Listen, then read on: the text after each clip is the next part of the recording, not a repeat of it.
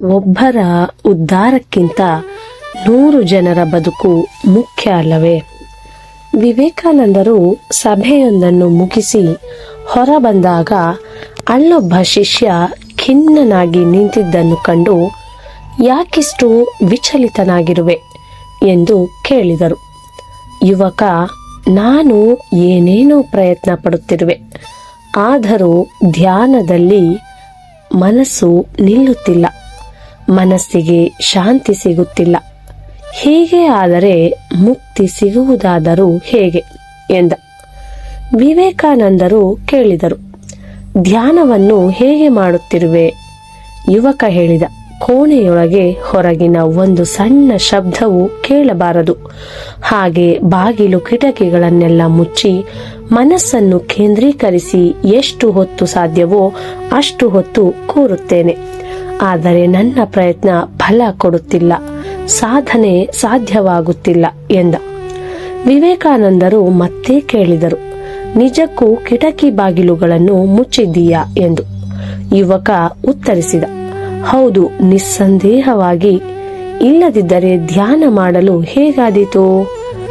ಇಷ್ಟೆಲ್ಲ ತಯಾರಿ ಮಾಡಿಕೊಂಡರೂ ಮನಸ್ಸು ಒಂದೆಡೆ ನಿಲ್ಲುತ್ತಿಲ್ಲ, ದಯವಿಟ್ಟು ದಾರಿ ತೋರಿ ಎಂದು ಬೇಡಿಕೊಂಡ.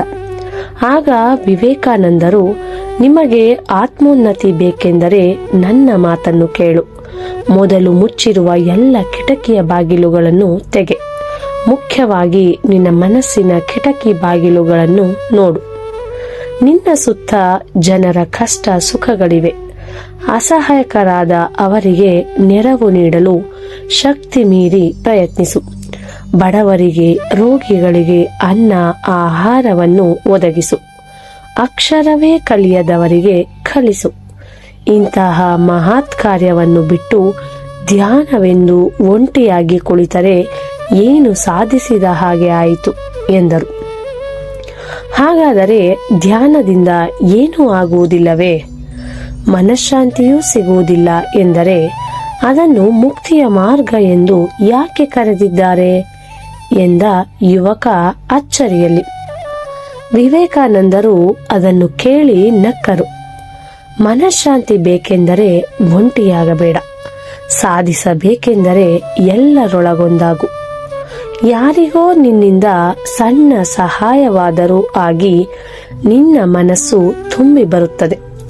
ಸೇವೆಗಿಂತ ದೊಡ್ಡದು ಯಾವುದೂ ಇಲ್ಲ. ಆದರೆ ಅದಕ್ಕೆ ನಾವು ಶಕ್ತಿ ಮೀರಿ ದುಡಿಯಬೇಕು ಎಂದರು. ಏನು ಹೇಳುತ್ತಿದ್ದೀರಿ? ನಿಮಗೆ ಧ್ಯಾನದಲ್ಲಿ ನಂಬಿಕೆ ಇಲ್ಲವಾ ಎಂದು ಯುವಕ ಕೇಳಿದ. ಆಧ್ಯಾತ್ಮ, ಸಾಧನೆ ಎಲ್ಲವೂ ಸರಿಯೇ. ನಾನು ಹಿಮಾಲಯದ ಗುಹೆಗಳಲ್ಲಿ ಎಲ್ಲವನ್ನು ಮರೆತು ಧ್ಯಾನದಲ್ಲಿ ಮುಳುಗಿದ್ದೆ.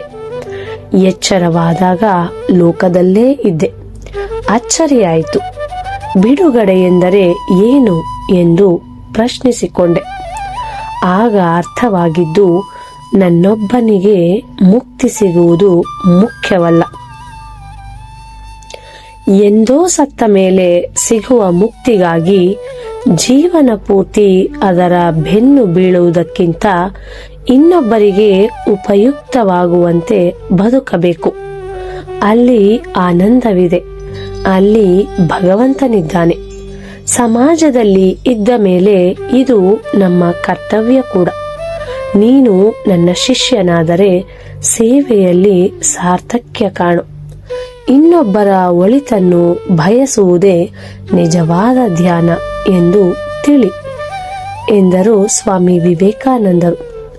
ಒಬ್ಬರ ಉದ್ಧಾರಕ್ಕಿಂತ 100 ಜನರ ಬದುಕು ಮುಖ್ಯ ಅಲ್ಲವೇ? ಧನ್ಯವಾದಗಳು.